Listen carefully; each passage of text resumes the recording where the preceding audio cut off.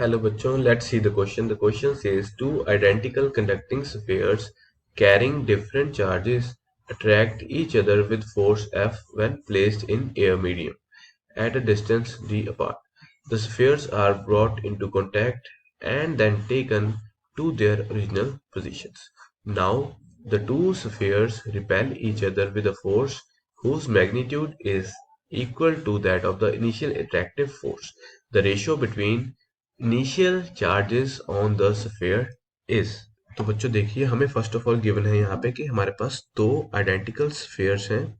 दो identical spheres हैं जिन पे कोई चार्जेस है। तो हमें फर्स्ट ऑफ ऑल गिवन है कि ये दोनों एक दूसरे को क्या कर रहे हैं, अट्रैक्ट कर रहे हैं। अगर ये दोनों एक दूसरे को अट्रैक्ट करें तो उसके लिए इनमें जो चार्जेस हैं वो क्या होने चाहिए, ऑपोजिट होने चाहिए। तो यहाँ पे हम लेट कर लेंगे कि इस पे चार्ज है Q1 एंड इस पे कितना है -Q2।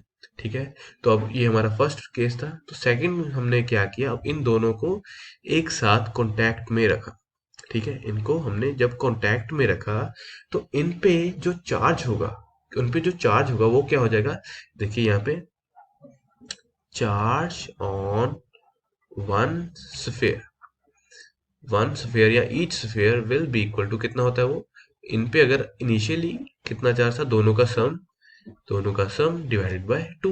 मतलब कि इनके ईच पे जो चार्ज होगा वो कितना हो जाएगा, इसके equal Q1 minus Q2 divided by to. ठीक है, और हमें थर्ड केस गिवन है कि हमने उनको, तो ये डिस्टेंस था इनका d, तो हमने फिर से उनको वही डिस्टेंस पे रख दिया। तो अब इन पे चार्ज क्या हो जाएगा, अब इनका चार्ज है Q1 minus Q2 divided by to, और यहाँ पे भी Q1 minus Q2 divided by to, और ये डिस्टेंस कितना है, डिस्टेंस है d। तो देखिए अब हमें गिवन है कि केस वन की बात करें तो फोर्स किसके इक्वल आएगी, फोर्स हमारी आ जाएगी 1/4 पाई एप्सिलॉन नॉट चार्जेस का product Q1 Q2 divided by distance between them that is d square.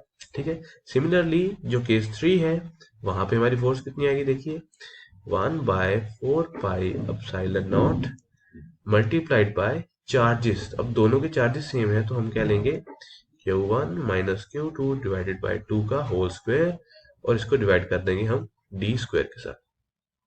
ठीक है, तो देखिए अब हमें गिवन है, तो ये हमारी इक्वेशन वन है, ये इक्वेशन टू है। तो हमें गिवन है कि दोनों की फोर्सेस हैं वो सेम है, तो हम फ्रॉम वन एंड टू लिख सकते हैं।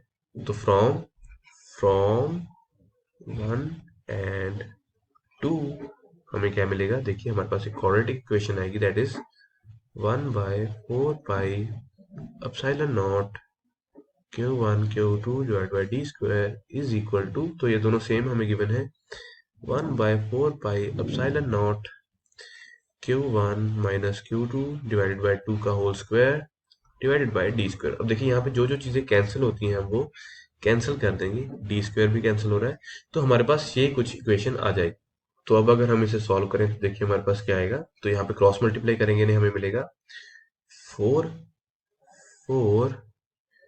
Q1 Q2 is equal to Q1, अब यहाँ पे हमने स्क्वायर ओपन कर दिया, Q1 square Q2 square minus, तो यहाँ पे आएगा माइनस माइनस 2Q1 Q2।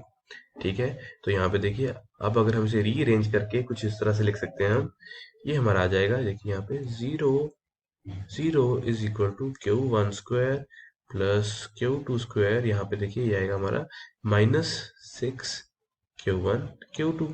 ठीक है, तो अब अगर हम इसे डिवाइड करें सारी इक्वेशन को Q1 Q2 से तो हमें क्या मिलेगा, यहाँ पे देखिए कि हमें मिलेगा Q1 divided by Q2 plus Q2 divided bye Q1, और 6 रह जाएगा वो हम दूसरी साइड ले जाएंगे, तो हमें ये मिला। ठीक है, और यहाँ से अगर हम इसे लेट करें तो Q1 Q2 को हम लेट करेंगे यहाँ पे, देखिए कुछ इस तरह से। तो यहाँ पे अगर हम लेट करें, let Q1 divided by Q2 is equal to x, तो हमें यहाँ पे इक्वेशन सॉल्व करने पे मिलेगा x की वैल्यू, x विल बी, तो हमारे पास देखिए पहले इक्वेशन देखते हैं क्या बनेगी। इक्वेशन आएगी हमारे पास x plus 1/x is equal to 6, x square बन जाएगा यहाँ पे, plus 1 is equal to 6x। ठीक है।